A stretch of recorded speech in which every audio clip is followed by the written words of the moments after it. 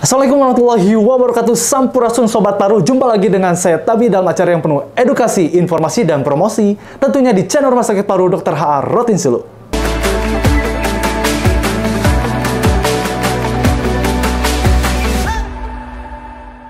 Bagi teman-teman yang suka acara ini, boleh dong minta like, share, komen, dan subscribe acara ini karena paru-paru rupa-rupa. Kita kedatangan seorang narasumber, yaitu dari substansi pengembangan SDM. Kira-kira kita mau ngobrol apa aja nih? Penasaran? Let's go! Assalamualaikum, Sampurasun, Ibu Rina. Sampai. Baik, terima kasih telah berkenan hadir dalam podcast hari ini ya Bu ya. Podcast ini bersama Ibu Rina SSI MKes selaku Subkoordinator Pengembangan SDM. Biasa dipanggil Ibu Rina. Bu Rina. Apa kabar? Baik ya tadi ya. Bu, saya pengen tahu nih, Ibu kan banyak nih pertama kesini CPNS, pengen tahu nih sekilas nih, kok bisa langsung di SDM gitu Bu sekarang ini? Boleh dong minta share informasinya? Sebenarnya saya nggak langsung di SDM. Oh gitu ya Bu ya? Saya kesini tahun 2000, terus di laboratorium dulu karena basic saya tuh biologi. Oh, oke. Nah, 2000 saya di laboratorium megang pengembangan biologi molekuler. Pantesan SSI sain ya Bu ya, jadi biomo. Saya dari MIPA. Nah, kemudian berapa tahun kemudian saya sekolah lagi, masih tetap di laboratorium, megang pengembangan dulu. Oh iya, oke. Terus tahun 2016 saya dimutasikan ke Diklat. Dulu masih ada instalasi Diklat. Iya, betul. Nah, saya kan bingung ya background saya apa, saya dipindahkan ke Diklat.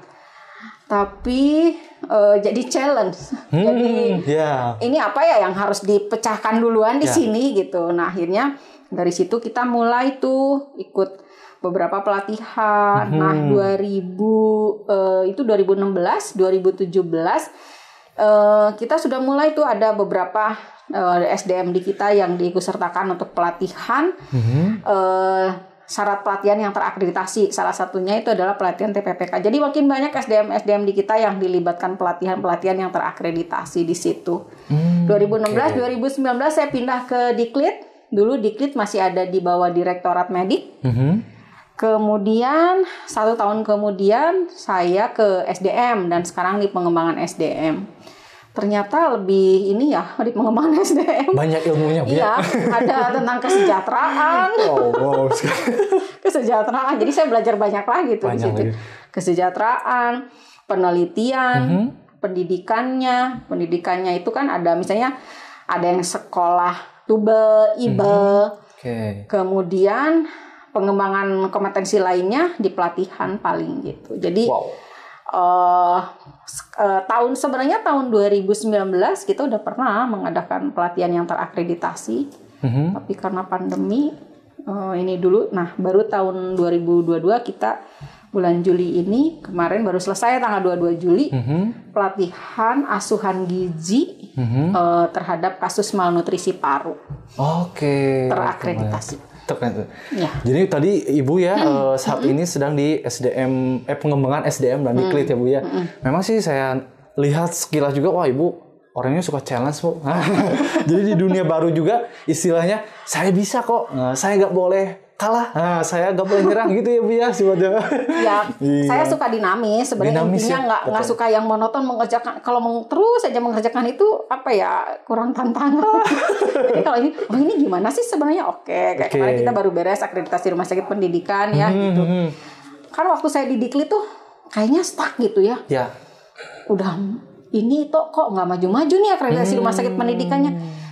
Akhirnya saya urai tuh dari orang-orangnya, saya urai dan sebagainya. Akhirnya tahun ini juga bulan April kita sudah keluar SK-nya bahwa kita jadi rumah sakit akreditasi rumah sakit pendidikan. Aplaus dulu.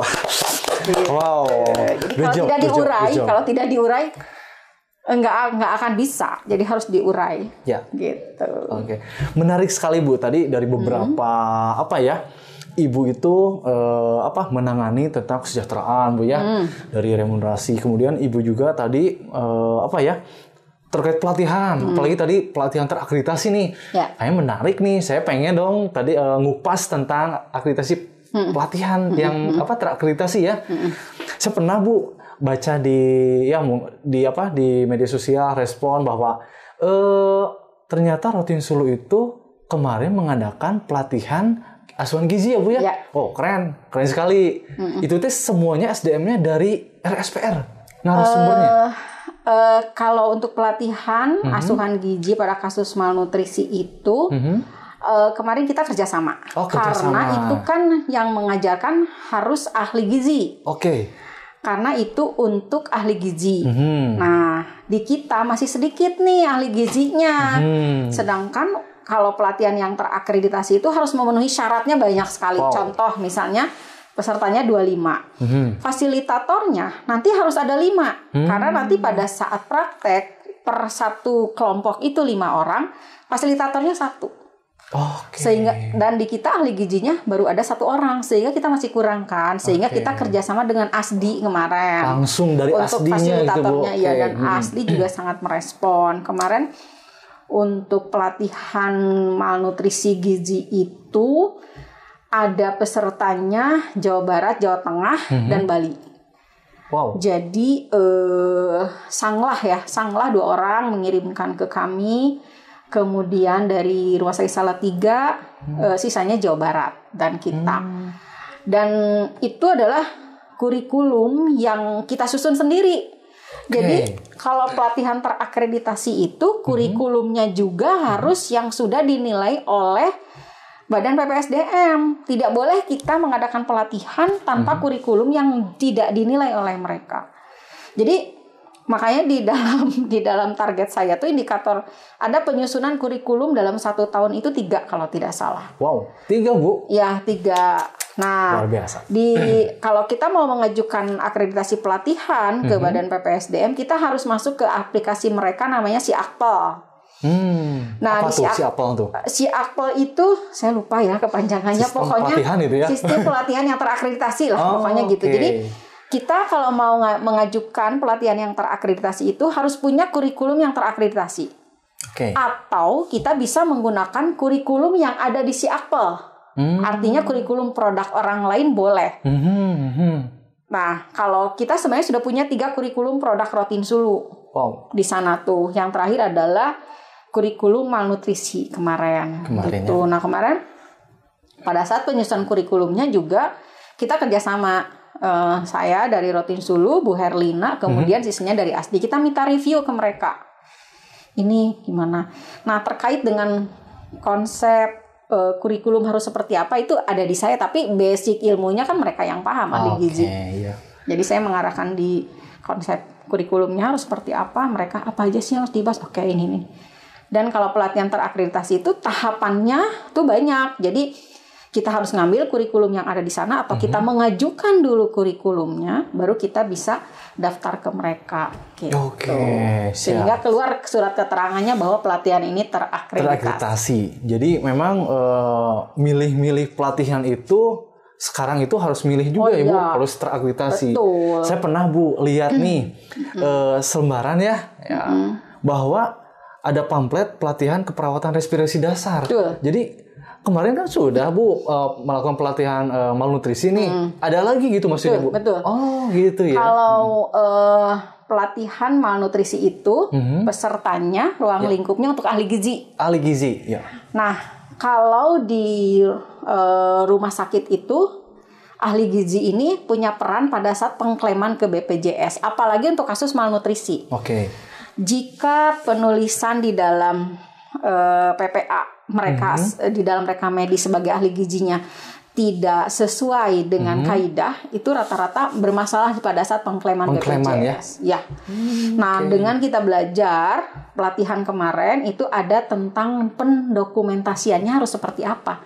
Sesudah melewati tahap-tahap mereka harus bisa screening gizi. Kalau tidak salah ya kemarin materinya tuh screening gizi, kemudian intervensi gizi, kemudian yang terakhir adalah output dari pelatihan gizi kemarin itu mereka mampu melakukan. Nah, kalau pelatihan yang terakreditasi itu gitu kompetensinya apa nih? Apakah pengetahuan saja, knowledge saja si peserta nanti, atau sampai psikomotor dia mampu melakukan gitu. Ada tahapannya ya? Ada tahapannya. Nah kalau di kita kemarin rata-rata yang level yang paling tinggi, jadi dia mampu melakukan kemarin untuk yang malnutrisi ini pendokumentasian. Dan respon dari pesertanya tuh alhamdulillah bagus-bagus. Karena setiap hari kan kita share ke peserta. Itu pelatihannya full online ya. Kita share ke mereka itu link keluhan. Keluhannya hari ini peserta apa gitu. Nah, ada di keluhan itu di hari pertama saja. Itu full online ya. Kita terjadi ketidaksesuaian kemarin, sempat beberapa menit lah. Akhirnya kita tangani segera, memang muncul di form link itu keluhannya dari peserta. Tapi kita segera betulkan itu. Nah, kesininya alhamdulillah tidak ada keluhan yang berarti. Tapi komentar dari peserta terhadap penyelenggara, terhadap fasilitator itu sangat bagus ya kalau saya lihat. Jadi mereka rata-rata terima kasih sudah bisa menjadi bagian dari peserta ini. Mereka sekarang sudah tahu pendokumentasian, kalau ada lagi kita diundang dong, ini gitulah ya. Meskipun online ya Bu ya. Meskipun online. Ketika metode yang offline atau klasikal gitu Bu ya, lebih seru lagi kayaknya Bu ya. Nah, jadi bisa nanti pelatihan respirasi itu all offline, full offline ya. Nah, pelatihan respirasi itu nanti untuk perawat. Minimal D3 perawat. D3 perawat. Itu jadi, untuk umum ya Bu ya? Untuk perawat. Perawat tapi dimanapun. Ya, perawat yang kalau respirasi kan di semua rumah sakit pasti ada lah. Ya. Jadi artinya nanti si perawatnya tuh kalau tidak salah ya, nanti dia harus mampu melakukan teknik inhalasi, teknik breathing gitu. Nah, seperti itu kan berarti dia harus mampu melakukan, tidak hanya mengetahui saja, tapi nanti dia harus mampu melakukan jika ada pasien yang seperti ini harus seperti apa gitu. Nah, kalau pelatihan yang terakreditasi ini itu QC-nya berat. Jadi dari mulai pra-pelaksanaan, pada saat pelaksanaan dan pasca pelaksanaan. Sebelum pelaksanaan, dari mulai surat menyurat harus ada rentetannya tuh banyak, itu disebut QC internal ya. Itu kita harus penuhi semua. Nah, kita daftar ke si Akpol dengan 15 komponen yang harus dipenuhi di si Akpol itu. Baru kita bisa upload. Komponennya dari pesertanya seperti apa, pre dan post stage-nya seperti apa, fasilitatornya seperti apa. Kita harus upload di situ sehingga baru muncul pelatihan terakreditasi dari mereka. Itu semuanya sistemnya aplikasi ya. Sekarang kita update ke sana, submit. Nanti dari mereka apakah masih ada catatan kekurangan atau tidak. Nah, itu harus diajukan 1 bulan sebelum pelaksanaan. Gitu. Nah, pada saat pelaksanaan yang melakukan QC eksternal tuh ada juga. Jadi karena kita diklatnya belum terakreditasi, kita pakai pengampu yang melakukannya. Bisa gitu ya, meskipun jadi kita yang menyelenggarakan tetap harus mengampu kepada yang sudah kita diampu karena kita belum terakreditasi. Nah, justru kita mengadakan pelatihan yang terakreditasi ini adalah karena kita diklatnya mau mengajukan diklatnya nanti terakreditasi. Gitu. Jadi rentetannya lumayan ya. Kalau pelatihan terakreditasi itu dari mulai jamnya harus on time. Pesertanya, misalnya syarat pesertanya apa? Misalnya D3 perawat, dia sudah berapa lama, ada surat pernyataan atau tidak. Itu nanti dilihat sama yang melakukan QC eksternalnya. Bener nggak ini pesertanya berapa? Bener nggak pendidikannya apa? Kalau dia bukan perawat tetap kita masukkan, itu udah mengurangi nilai. Gitu. Jadi syarat peserta, syarat fasilitator, syarat pada saat pelaksanaan dan sebagainya itu dinilai betul gitu. Saya lihat nih Bu di pamflet tentang pelatihan keperawat respirasi dasar. Kebetulan narah hubungnya Ibu sendiri ya Bu ya? Iya betul. Ibu tadi sana ada Ibu Rina, Ibu Reni gitu ya. Jadi ini Ibu Rina yang ini ya. Jadi Sobat Paru, bagi yang berminat ya untuk pelatihan keperawatan, langsung ke Ibu Rina di sini. Nanti bisa langsung DM ya ke admin kami di YouTube atau di Instagram. Jangan sungkan kalau mau bertanya tentang pelatihan keperawatan respirasi dasar, kita akan respon juga dan nanti akan langsung disampaikan ke Ibu Rina gitu ya. Nanti linknya kita sudah ada. Linknya juga ada ya. Peserta daftar sendiri, ada nomor telepon dan sebagainya. kalau mendekati hari H kita masukkan dalam satu grup WA. Grup WA ya.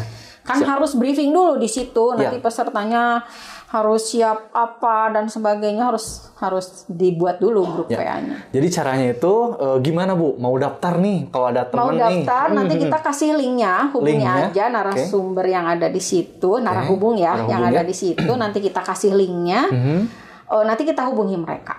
Oke, gitu. Siap. Nah, pelatihan ini tuh selain terakreditasi oleh PPSDM juga dapat 4 SKP dari PPNI Jabar. Wow. Jadi dapat 2 tuh dengan harga yang segitu ya. Iya. Sangat murah kalau menurut Bocorin dong, berapa dong? Pokoknya di bawah 2,5 juta. Di bawah 2,5 juta. Worth it lah. 2 juta, cuma 2 juta aja. Worth it ya, jadi ilmu gitu ya, udah dapat pas SKP dari PPNI ya Bu ya. Kemudian dapat ilmu juga, metodenya klasikal juga ya Bu, atau offline atau tatap muka langsung gitu ya. Ditemenin dengan narasumber-narasumber yang ahli di bidangnya, dan kita juga tidak hanya berkonsep ya Bu ya, kita langsung praktek mungkin ada Bu ya. Karena kalau pelatihan teknik itu harus lebih banyak praktek daripada teori, kan hitung juga. Nanti kalau komposisi prakteknya lebih kecil, tidak memenuhi itu, nilainya juga nggak bagus. Oh gitu ya Bu ya. Iya.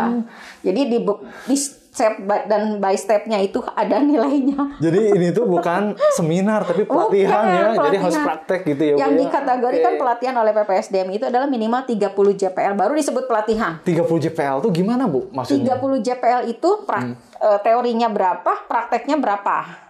Jadi yang bagus untuk pelatihan teknis itu adalah prakteknya di atas 60% komposisinya. 1 JPL tuh berapa? 45 menit. Jadi 45 pelatihan respirasi ini 37 JPL kalau tidak salah ya. 4 hari nanti. 4 hari. Jadi nggak langsung sehari. Jadi memang part ini sekian JPL, ini sekian JPL. Jadi 4 hari gitu. Iya, dijamin on time. Kemarin juga walaupun kita pelatihan online, itu on time. Gitu ya, jadi misalnya fasilitator udah lupa diingatkan, kan ada pengendali pelatihannya. Ya. Nanti diingatkan, Bu, tinggal segini menit, gitu. Oh iya, jadi kontrolnya tetap ya. Jadi di setiap bagian harus ada kontrolnya. Kontrolnya ya, oke. Jadi nih teman-teman pelatihan respirasi dasar itu Bu, timnya ada di kita semua atau di kita semua? Full ini ya. Penyelenggaranya kita. Penyelenggaranya dari Rutin Sulu.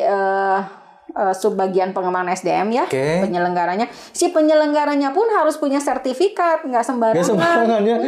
Jadi mentang-mentang ini nih, ya udahlah yang ada aja, nggak bisa ya. Nggak bisa, harus punya sertifikat. Gitu ya. Penyelenggaranya dia punya sertifikatnya itu dikeluarkan oleh LAN. Nggak sembarangan kan, LAN itu kan lembaga administrasi negara yang memang membawahi Bapelkes yang melakukan pelatihan. Jadi khusus untuk pelatihan penyelenggara pelatihan, namanya TOC, Training of Course, itu dikeluarkan oleh LAN. Hanya LAN, Bapelkes lain nggak boleh mengeluarkan. Nggak boleh ya. Nah, si penyelenggara itu harus punya sertifikat itu, artinya dia sudah mengikuti pelatihan itu. Wow. Gitu, di kita sudah memenuhi syarat. Jadi pada saat kita daftar ke SIAKPEL, sertifikat TOC-nya harus dilampirkan. Bahwa termasuk penyelenggaranya pun sudah. Oh, termasuk narasumbernya juga. Narasumbernya harus punya sertifikat TPPK, ya sudah pelatihan TPPK gitu. Jadi cara ngajar dan sebagainya juga yang nggak boleh bikin ngantuk. Karena kan nanti ada evaluasi dari peserta, evaluasinya terhadap penyelenggara. Langsung dievaluasi juga ya narasumber ya. Narasumber nih kayak kemarin kita semuanya udah melalui ini ya Google Form ya penilaiannya. Nah, saya sudah kirimkan kemarin siapa nilai fasilitator yang paling kecil, siapa nilai fasilitator yang paling ini gitu. Tapi kalau dari kemarin rata sih, tidak signifikan perbedaannya. Ya. Nah itu nilainya kita kirimkan langsung ke fasilitator sehingga fasilitatornya kan bisa melakukan evaluasi. Kayaknya asik ya Bu ya, bisa ikut di pelatihan respirasi dasar. Nggak akan nyesel dengan harga sekian. Gitu ya. Pasti milenial semua nih penyelenggaranya. Milenial ya. Oh. Iya. Oke. Bu, jadi gini Bu ya. Orang itu ya misalkan nih yang tadi di keperawatan atau profesi apapun ya, yang sekarang kan mau dibahas tuh tentang tadi pelatihan keperawatan respirasi dasar. Ya. Pasti dong sasarannya itu adalah perawat. Ya. Orang kan di perawat udah terbiasa Bu, terlatih nih. Ngapain harus pelatihan? Kan udah expert, udah terbiasa. Ngapain harus pelatihan lagi? Gitu. Ya, gimana, sebenarnya untuk pelatihan respirasi ini sudah pernah kita adakan di tahun 2019. Tapi karena keburu pandemi dan prakteknya itu kan yang berhubungan dengan respirasi, jadi ada droplet yang takutnya ada percikan droplet yang keluar pada saat pandemi kan harus dihindari ya. Sehingga kita cut dulu selama pandemi. Nah, sekarang kasusnya sudah mulai turun kan ya, walaupun ada tapi kan nggak ini ya. Artinya kita sudah bisa melakukan offline. Kenapa? Walaupun dia sudah expert, misalnya sudah ini di rumah sakit masing-masing terkait dengan respirasi. Tapi yang namanya pelatihan terakreditasi itu semuanya harus merujuk ke regulasi. Regulasinya kan di sini berarti nanti mereka itu harus mampu melakukan asuhan keperawatan respirasi dan paru. Nah, di situ tuh misalnya teknik yang sekarang berhubungan dengan pandemi itu kan ada HFNC ya. Nah, itu nanti kita ajarkan di sini tuh diajarkan sampai memang mereka bisa. Dibanding jadi dengan regulasinya merujuk ke regulasi, asuhan keperawatannya seperti apa, itu kita rasakan beda pada saat mereka walaupun sudah terjun langsung di tempat masing-masing. Itu kami rasakan, kami terima feedback atau evaluasi dari peserta dari Sarjito waktu tahun 2019. Sarjito juga sini dia salah satu peserta. Jogja ya Bu? Salah satu peserta. Dia bilang sangat senang mengikuti pelatihan ini karena dengan begini kan kita bahwa regulasinya seperti ini loh gitu kan. Kadang kalau orang walaupun sudah terjun teknis gitu loh. Ya, betul. Update regulasi dan sebagainya kan rata-rata nggak ini ya. Nah, di sini kita sekarang regulasinya seperti ini loh. Dinamis banget ya Bu ya. Pasti ada perubahan. Walaupun asuhan gizi sudah dilakukan oleh para ahli gizi. Tapi mereka masih merasakan, aduh saya senang nih dengan update ilmu ini gitu kemarin. Jadi, dan kalau pelatihan terakreditasi itu kan kita diingatkan stepnya tuh harus seperti ini loh. Step 1-nya seperti ini, step 2-nya seperti ini, step 3-nya seperti ini. Mungkin kalau yang sudah lama di rumah sakit, dia sudah hafal teknis ya. Nah, cuman kalau teori, kenapa sih harus melakukan ini? Stepnya yang ini? Mungkin harus diupdate lagi. Jadi pelatihan itu bukan hanya sekedar sertifikat gitu ya Bu ya? Bukan. Tapi pelatihan itu adalah ilmu yang berkelanjutan yang harus diupdate gitu ya Bu? Betul. Jadi kompetensinya itu makanya tadi saya sampaikan di awal. Pada saat kita mau mengikuti pelatihan, kita harus memilih ini penyelenggaranya terakreditasi atau tidak. Itu yang satu ya misalnya. Itu manfaatnya Bu ya. Betul. Kita kenapa juga secara paralel nih kita mengadakan pelatihan yang terakreditasi karena diklatnya mau juga terakreditasi. Kita targetnya tahun ini gitu. Salah satu syaratnya selain dengan ada komponen 1, 2, 3 yang harus dipenuhi. Salah satu syaratnya itu adalah kita harus melakukan minimal 2 pelatihan yang terakreditasi. Nah kan kita kemana sudah ya malnutrisi ini yang respirasi kita akan lakukan. Dan kalau pelatihan yang terakreditasi itu pelatihannya biasanya tujuannya itu harus jelas. Dia kompetensinya nanti apa nih gitu. Tidak hanya sekedar ikut pelatihan terus. Kalau pelatihan terakreditasi satu kelompoknya, kalau pelatihan teknis itu harus 5 orang. Karena 5 orang dibimbing oleh satu fasilitator. Bayangkan kalau tidak terakreditasi itu biasanya kan satu kelompok bisa 10 sampai 15 orang. Bagaimana dia mau melakukan sendiri-sendiri? Kalau ini harus sendiri-sendiri, dia mau kan nanti dinilai juga peserta. Sesudah mengikuti pelatihan, nilai dia ikut praktek ini sesudah teorinya kita ikut praktek. Abis praktek kan ada penilaiannya dari fasilitator. Jadi tidak hanya pelatihan ini ya mohon maaf ya Bu ya. Biasanya ikut pelatihan numpang duduk saja mendengar udah gitu aja yang penting sertifikat. Enggak kan nanti semua unsur dinilai. Peserta dinilai, fasilitator dinilai, penyelenggara pun dinilai. Nanti pesertanya kan nilainya itu kelulusan dia harus berapa? Standarnya ada juga ya? Ada standarnya. Kelulusannya itu kan tidak hanya dari pemahaman secara teoritis, tapi bagaimana dia bisa melakukan secara praktek, secara teknik gitu. Ada juga penilaiannya seperti itu. Oke. Nah, Bu, pelatihan ini apakah perlu atau khusus bagi mohon maaf ya, perawat yang fresh graduate ataukah yang sudah bekerja juga bisa ikut atau yang sudah expert bisa ikut juga? Itu gimana sih Bu kategorisasinya? Oke. Hal khusus untuk pelatihan respirasi ini kita sebutnya pelatihan keperawatan respirasi dasar. Oke. Jadi artinya kita juga sudah menyusun keperawatan respirasi lanjutan. Ada juga. Ada. Sehingga di situ syaratnya adalah perawat atau mahasiswa D3 boleh. Ya, perawat yang akan ditempatkan di ini respirasi. Tapi kalau misalnya gini, ada lagi pelatihan yang khusus untuk perawat yang akan ditempatkan di IGD, di bedah gitu. Ada lagi. Kalau ini perawat yang akan ditempatkan di respirasi atau biasanya kan ini kalau paru kan jelas berhubungan banyak dengan respirasi gitu. Jadi perawat atau D3 keperawatan. Oke. Syaratnya gitu. Pengen tahu dong dan bocorkan dikit dong materinya apa aja sih ke Sobat Paru biar tahu juga nih gambaran respirasi dasar. Respirasi itu mungkin berhubungan dengan pernapasan dasar sekali. Nah mungkin teman-teman juga tahu bahwa materinya apa aja nih gitu. Coba Bu. Saya nggak bocorin dikit ya. Saya nggak hafal secara keseluruhan ya, tapi yang jelas ini terdiri dari 30 JPL. 30 JPL. Nanti 30 JPL itu ada materi dasar. Materi dasar itu biasanya tentang kebijakan disampaikannya. Kebijakan asuhan keperawatannya untuk melakukan respirasi itu sebenarnya apa, bagaimana, kan berarti regulasi itu yang disampaikan ya. Nah nanti materi inti, materi intinya terdiri dari susunannya teori dan praktek. Teori dan praktek. Materi intinya kalau tidak salah ada 6 ya, ada 6 materi inti. Salah satunya adalah tentang manajemen elektrolit. Manajemen elektrolit. Tentang kemoterapi. Wow, kemoterapi tentang teknik breathing. Teknik bernapas, teknik inhalasi. Gitu. Terus teknik WSD. Di respirasi WSD pada saat dibedah. Gitu ya Bu ya. Jadi itu tuh sebenarnya ya pelatihan respirasi dasar tapi ruang lingkupnya itu banyak gitu. Kita kemarin susun kurikulumnya seperti itu. Wow.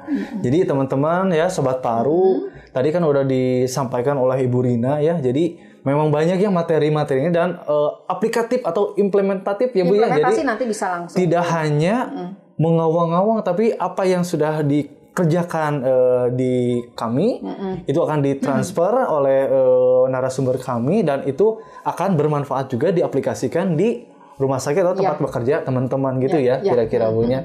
Oke. Bu, menarik sekali nih kita sudah berpanjang lebar nih ya Bu ya. Sudah ngobrol sana sini. Ini kayaknya waktunya gak cukup Bu, harus banyak nih. Saya juga ucapan terima kasih nih kepada Ibu Rina nih yang telah menyempatkan hadir, bahwa Ibu di SDM banyak sekali pekerjaannya Bu ya. Terima kasih. Nah ini sebelum ditutup nih, saya pengen closing statement nih bagi Sobat Paru. Apa sih yang mau disampaikan? Mumpung nih Ibu ada di sini. Silahkan. Karena kita Rumah Sakit Paru, kita akan berusaha mengadakan pelatihan yang berhubungan dengan paru dan respirasi.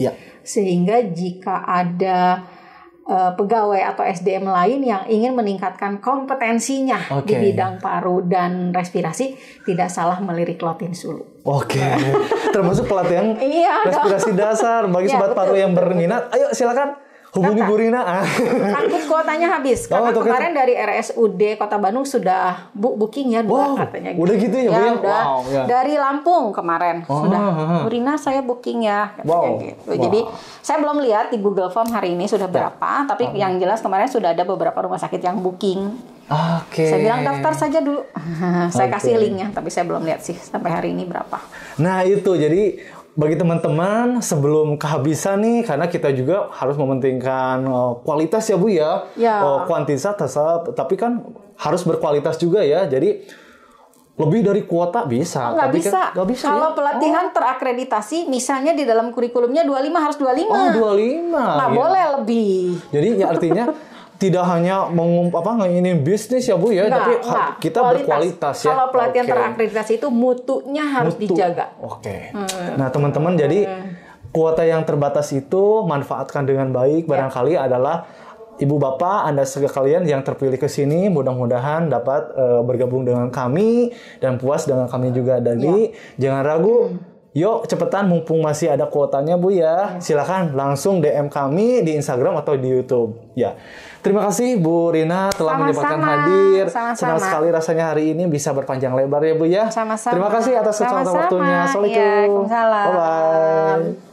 Untuk informasi lebih lanjut, jangan lupa nih teman-teman harus subscribe dan like, share Rumah Sakit Paru Raden Sulu, karena paru-paru, paru-paru Pak.